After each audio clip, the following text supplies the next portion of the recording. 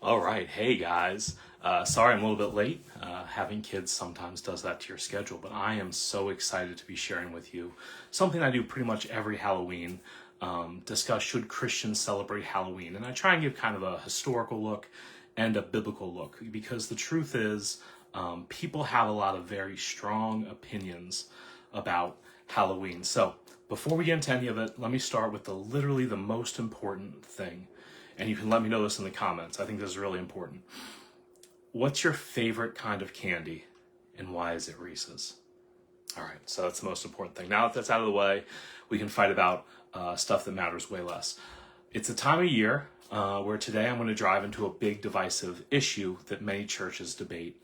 And it comes up every year, every single year. In fact, I've had no less than a dozen people text me asking, what do I think? What does the Bible say about celebrating Halloween as Christians? And so that's what we're talking about today. Should Christians celebrate Halloween? This is my view. As a Christian, as a pastor, I don't necessarily speak exclusively for Searchlight Church, the church that I pastor at. And I say that because people get really, really mad about stuff like that. Like people will leave churches over it. So if you don't agree with me, just come and Pastor Chris will preach and you'll be fine. It's kind of crazy that when Jesus calls us to be unified, we divide over the craziest things. So it's a divisive day, and that divides the church. So let me try and say with all unity and in all humility, I think there's a good way to approach Halloween. And if you disagree with me, that's fine. You can let me know in the comments like an adult. I say this because Halloween brings out these really strong opinions. And on one side, you've got believers that say it's harmless, it's fun, kids dress up, they get candy, they make some memories. There's nothing spiritual about Halloween at all. And on the other side, people warn that it's a celebration of death and demons and darkness. It's nothing less than a pagan ritual that you're inviting darkness into your life. You're giving demons authority over you and your children. That's literally a video somebody sent me. And so let me say this as clearly as I can. If you use Halloween to glorify evil, death, and darkness, that's a sin. No, you should not dress up like witches or murderers or decorate with gory horror scenes. That is giving honor and deference to something that Christians should not be honoring. There's nothing pleasing in God's sight about that, so don't do it. But let's start here. I'm getting ahead of myself. Let's go historically speaking, because this is always the thing that everybody claims. They claim that Halloween descends from paganism. And here's the thing, that just doesn't hold up to any actual scrutiny. And this is really important. I'll probably say this multiple times. You can't accidentally worship Satan. Okay? Just like you can't accidentally take the mark of the beast, it's like you can't accidentally get married, you can't accidentally worship Satan. So let me give kind of the historical reality that Halloween is not actually pagan, but thoroughly Christian. Many assume that Halloween is just a Christianized version of an ancient Celtic festival called Samhain, right? Samhain it looks like, but it's pronounced Samhain. I'll probably pronounce it Samhain because that's what I grew up hearing. There is no solid evidence for that. There's a great book by a historian named Ronald Hutton, the book called Stations of the Sun, A History of the Ritual Year in Britain. And he writes on the early sources of Samhain, or Samhain, as a seasonal harvest marker, not a festival for the dead or demons or any kind of religious ritual at all. In fact, it marked the onset of winter when people believed the natural and the supernatural worlds kind of overlap. As the flora dies, death is among us. But it wasn't devil worship. And the whole history of Samhain comes from oral traditions, and they go back pretty far. But the earliest written reference to Samhain appears in early Irish literature in the 9th century. And contrary to the popular myth, no ancient text places Samhain on October 31st. There is no evidence the church moved All Saints' Day to coincide with it either. The whole Halloween came from paganism. As far as we can tell, has its root during the Enlightenment, when kind of the critics of Christianity, some secular historians, started to claim that Christian holidays had stolen other pagan customs, right? The idea was meant to undermine Christianity's uniqueness. But as modern historians like Hutton have shown, the evidence simply doesn't bear that out. It's like Bill Maher claiming Jesus is just like Horus or Dionysus. A simple Google search and a little bit of digging shows that to be nonsense. Literally, get your information from somewhere besides TikTok or Facebook. I understand the irony doing a Facebook video, but here we are. The roots of Halloween weren't a pagan corruption. They're thoroughly Christian in memory. Here's what I mean. The real origin for Halloween has a Christian history. It's a Christian celebration. Let's rewind a little bit into church history. In the early centuries, believers began setting aside days to remember and honor martyrs for their faith, right? Martyrs, those who were killed for standing up for the faith, killed for their belief, especially killed under pagan Roman empires. The Syrian church had a celebration during Passover. The Greek or Orthodox church had a celebration that was the Sunday after Pentecost. And the Roman church, the Catholic church, honored martyrs on May 13th. Now, eventually Pope Gregory III moved that observance to November 1st, sometime around 730 AD, and later Pope Gregory made it, Gregory IV, made it official across the entire church. But here's the key. There is no record this change had anything to do with paganism. All evidence points to All Saints' Day being set up by Christians for Christians, not Christianized paganism.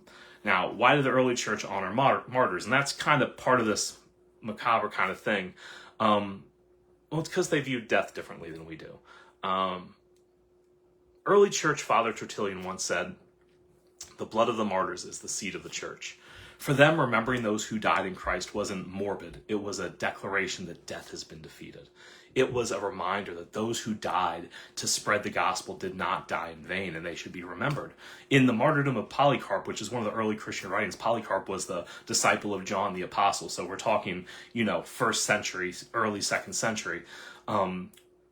The writing of the martyrdom of Polycarp records that Polycarp's the believers in Christianity would go to Polycarp's place of execution in Smyrna every year to celebrate his execution. They weren't celebrating death or glorifying it. They were proclaiming a resurrection hope that Polycarp was not there.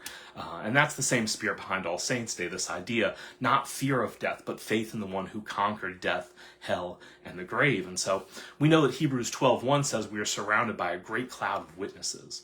And early Christians believed that saints and martyrs were cheering them on to run that race with endurance. There's nothing wrong with that. All Saints' Day wasn't about ghosts.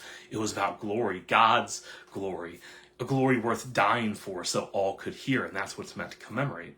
And so let's talk about how kind of Halloween emerged, because, Halloween, it came into existence at one point.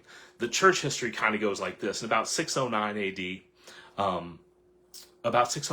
the Catholic Church began All Saints' Day, or All Hallows' Day, on May 13th, celebrating the martyrs of the faith. Now, about 740 AD, so like 130 years later, Pope Gregory III broadened the festival from martyrs to all saints who have come before, and they moved that celebration to November the 1st. All Hallows' Eve simply means the evening before All Hallows' Day, right? In Old English, it was this phrase I'm not even going to try and say because I'd butcher it, but it's shortened to Halloween.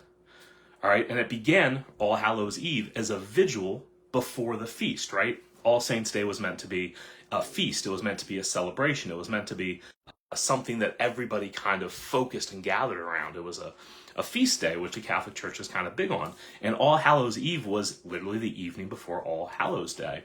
And it was a time of prayer and preparation, just like Christmas Eve precedes Christmas Day.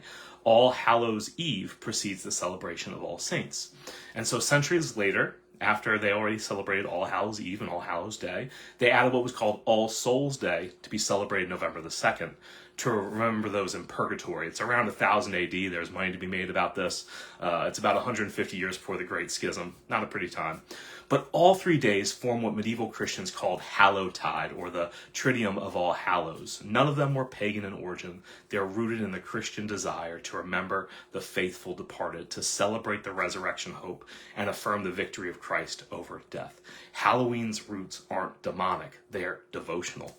Now, folklore started to emerge that the souls of hell were jealous because they didn't get a day, right? The saints got a day, even those in purgatory got a day, but those who were in hell were jealous of the living. And so peasants in Ireland started to ring bells and bang pots on All Hallows' Eve to keep mischief away. Leave it to the Irish to make theology noisy. Go to my red-bearded brethren.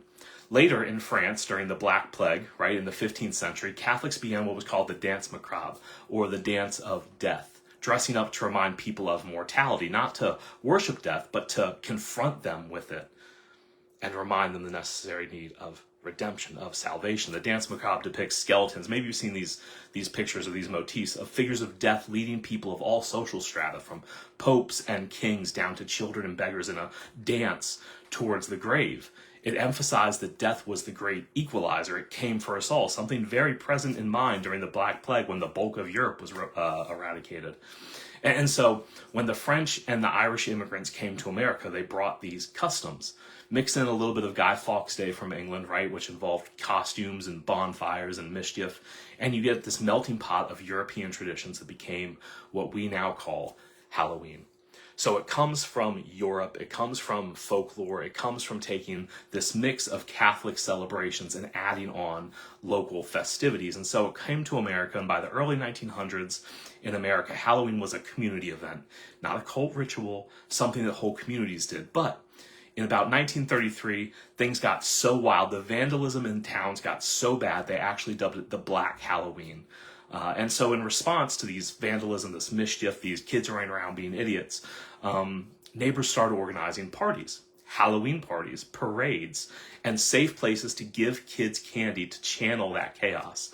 In the 1930s and 40s, stores began selling costumes and candies for these parades because candy companies realized they were sitting on a gold mine because this is America and capitalism is undefeated. And so Halloween went from a day of praying for the dead, to a night dressing up kind of like the dead, to a night distracting kids from pranking the living. It's crazy because our modern Halloween is barely 100 years old and is a thoroughly American invention. Sociologists point out that as America urbanized, Halloween became kind of this pressure valve. I live in New Jersey where there is an actual mischief night the night before Halloween because it was this thing where kids run around and kids will be kids and they kind of let off steam in a controlled way. It wasn't religious, it was cultural, a blend of play, fear, and festivity. And the thing is that culture morphs, but it's intent that defines participation. That's the key here. The moral meaning of something isn't frozen in its history. It's determined by how you engage with it today. The past may shape a holiday, but it's your purpose that defines it. Even if Halloween was originally a day to worship Satan, and it's not. If Halloween was all about ghosts and goblins, and it isn't. That's not why your kid dresses up like Rapunzel or Iron Man and collects Reese's. Do witches curse candy? Maybe. I pray it's blessed. Do warlocks walk around cursing neighborhoods? Possibly. I pray for my neighbors, the ones I know by name, and the rest I just drive around in my neighborhood praying that it's blessed and protected. Do you give Satan authority over your identity by putting a mask on your face? No, your Creator defines you. You cannot accidentally worship Satan.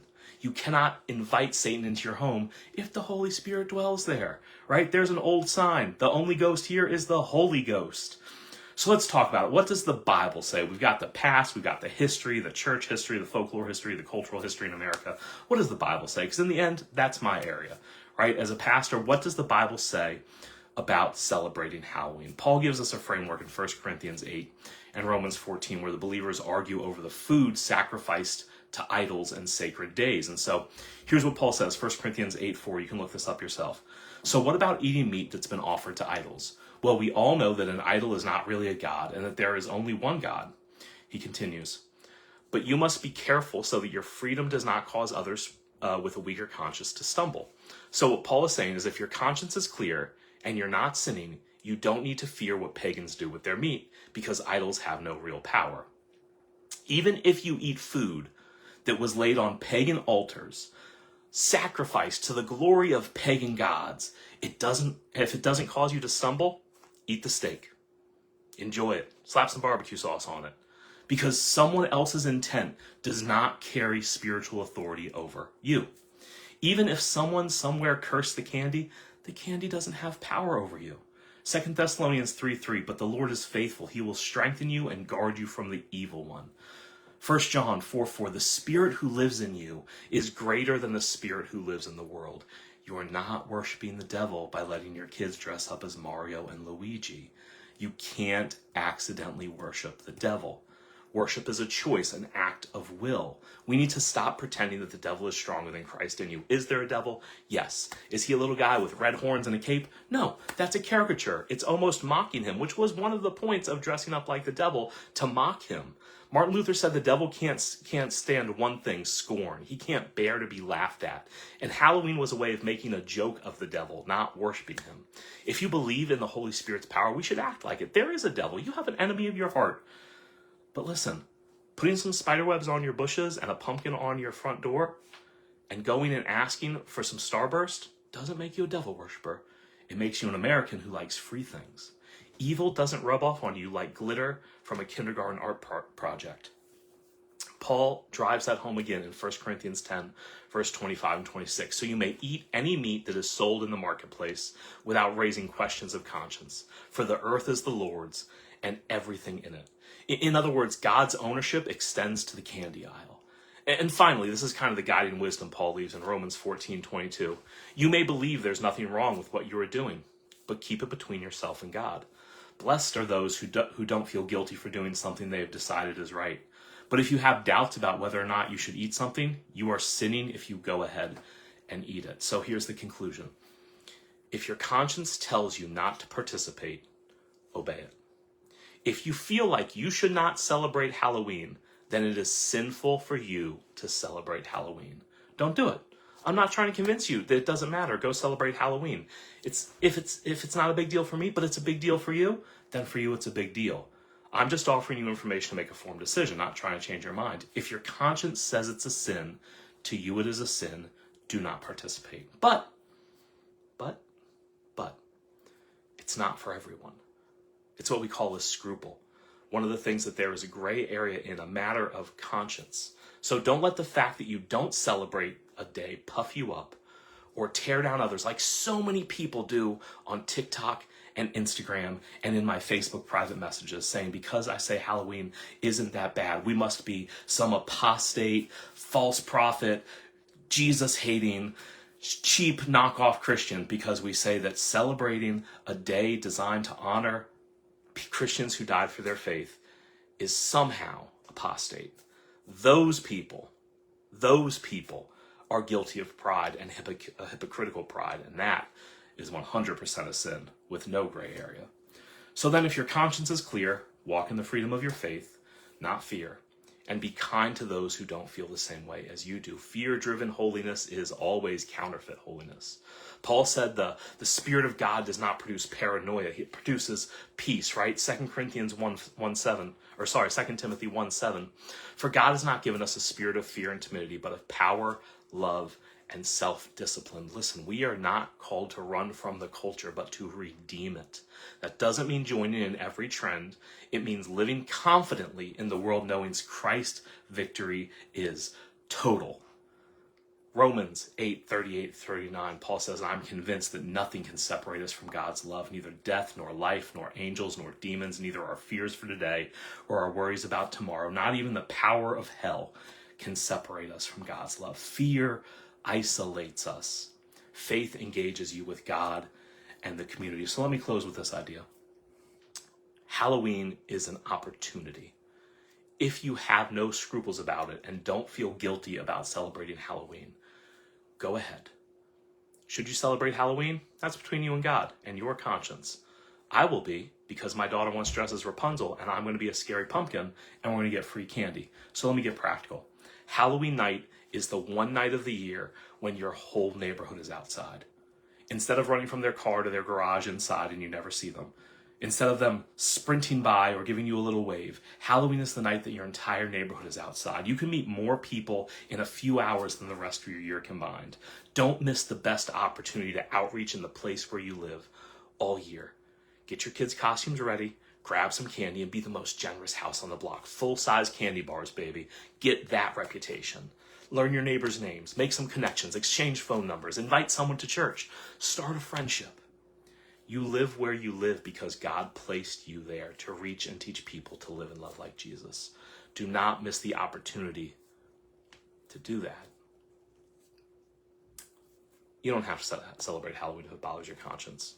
Romans 14 says not to judge other believers for what they may what they permit or abstain from in their faith. Paul says, Romans 14:4, who are you to condemn someone else's servant? Their own master will judge whether they stand or fall, and with the Lord's help they will stand and receive his approval. If your convictions is keep the lights off, spend the night in prayer, do what is unto the Lord. If your conviction is open your door, give out candy, meet your neighbors, do what is unto the Lord. Either way, it's not about the night. It's about the heart behind it. Because the goal isn't to be right, it's to be Christ-like. And maybe, just maybe, the most Christ-like thing you can do this year is go trick-or-treating and meet some people. Jesus never avoided crowds. He walked right into them. He met people where they were, even if they were dressed up or dressed down or the scene was messy. Even if others whispered about him being there. You are the light of the world, like a city on a hill that cannot be hidden, Jesus says in Matthew 5:14. So go ahead, be the light. Be the light on your street. Be the smiling face, the friendly word, the open door that reminds your neighbors God hasn't forgotten them, loves them, died for them, and rose for them, conquering death, hell, the grave, Satan, witches. He conquered smarties. You don't have to settle for smarties. We serve a God of abundance. It's not about celebrating darkness. It's about shining into it. And so as I close, here's my hottest of takes. Since we're being honest. The greatest candies of all time are Reese's, Kit Kats, Milky Ways, and Almond Joys, in that order. If you disagree, clearly you're wrong and probably worship Satan. Sorry, that's just how the logic of the internet works. I didn't make the rules. Here's what I want you to take home. Don't live in fear. Live on mission. Halloween doesn't belong to the devil. It belongs to the God who owns every single day. So shine a light in the darkness, one driveway conversation at a time. Because your front porch can be your missions field, and a candy bowl can be a tool for the gospel. And the sweetest thing of all, it's not the chocolate. It's the chance to love your neighbors like Jesus. Thanks for checking in on this video. If you learned something, found it helpful, leave a comment, leave a like, interact with it. That gets it in front of more people. If you disagree, I'm happy to chat about it like adults. I don't need, you're going to hell. Whee! Well thought out response. Being a tool is not a fruit of the Spirit. If you have some questions, drop them in. I can hopefully answer. If you want some discussion questions to talk with your family, I'll even prepare some of those because I love getting conversation going. But let me say, All Hallows Eve tomorrow, and may your bags overflow with Reese's and your door knocks be as mighty as Martin Luther. That's another video. I do have this Martin Luther shirt, which is amazing. Come Sunday and you can see it. But that's for a whole nother video. Have a great night, everyone. Happy All Hallows Eve. God bless.